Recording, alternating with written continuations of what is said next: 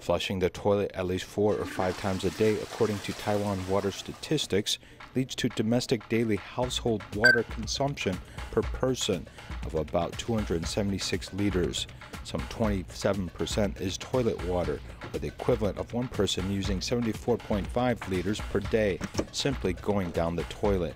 In this area, Hong Kong people seem to think this practice is too wasteful.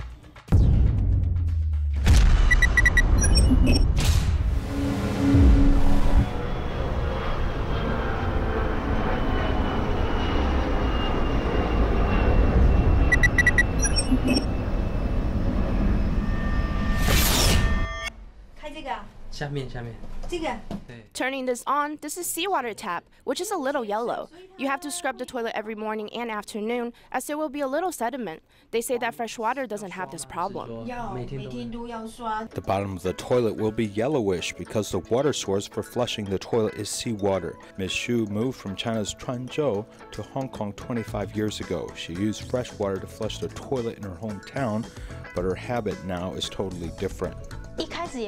I didn't know this at the beginning. It's only after I heard people tell me that we have 2 different water towers on the roof, one for seawater and fresh water. In the building where Ms. Xu lives, there are 2 water lines, one for seawater and one for fresh water. The pipelines are fresh water for drinking, general washing, etc., while seawater is mainly used for flushing toilets. Because it contains salt, plastic pipes must be used. In the early days, there was a real problem with corrosion, but now we basically use PVC or HDPE, which is small plastic tubing. Anything smaller than 150 millimeters, we usually use plastic. Joseph Lee has served as the Vice President of the Hong Kong University of Science and Technology and is a well-known expert in water uses. For decades, he has participated in planning water facilities used in Hong Kong and helped introduce seawater flushing.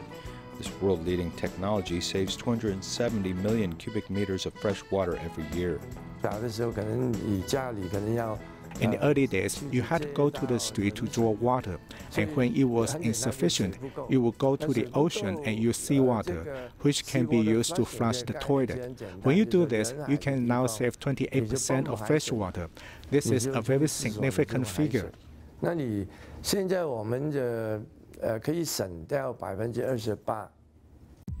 In the 1950s, Hong Kong lacked water resources, making it too extravagant to use precious fresh water to flush the toilet.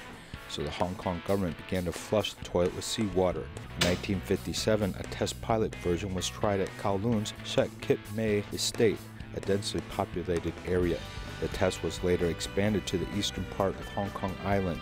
In 1965, more legislation was passed for new construction, and large buildings must install seawater flushing pipelines. This is part of the wastewater history of Hong Kong.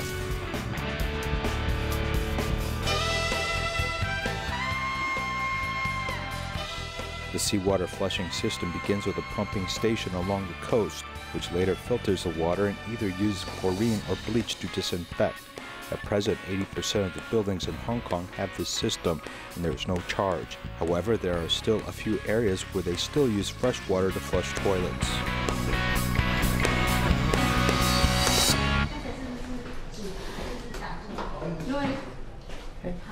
Miss Lee's family, located in the Wan Chai district, Hong Kong Island. The apartment is more than 60 years old, and since the beginning, only fresh water can be used.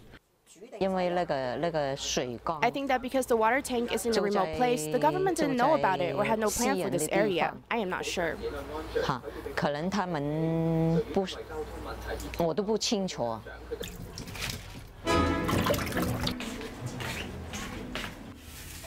Although there is no seawater for flushing, Miss Lee does not feel her life is inconvenient. At least she has fresh tap water for her daily life. Hong Kong has relatively cheap water fees, as this family of 3 pays just $8 every 4 months. Residents in the building even asked the government to lay a seawater pipeline, but were rejected by the Water Bureau. Because there are costs involved, we will ask again. 要費用咯，所以佢哋都冇去諗呢個問題。The government felt it is too expensive to put in or upgrade a pipeline. This means the residents have no way to use this seawater. It is not difficult to obtain seawater throughout Hong Kong. However, seawater flushing isn't completely accepted as those in the mountains and outlying islands still use fresh water for flushing. About 10% still don't have salt water for flushing because they are far from the coast in either the central or the northern part of Hong Kong. They still use fresh water to flush the toilet. According to the statistics from the Water Bureau, fresh water for flushing consumes 82 million cubic meters per year. Moreover, water subsidized by the government of Hong Kong each year as it spends $38 million a year to purchase water, with much of it coming from China in the form of Dongjiang water. Many believe too much is wasted by flushing it down the toilet. Some small villages are developing pipelines themselves.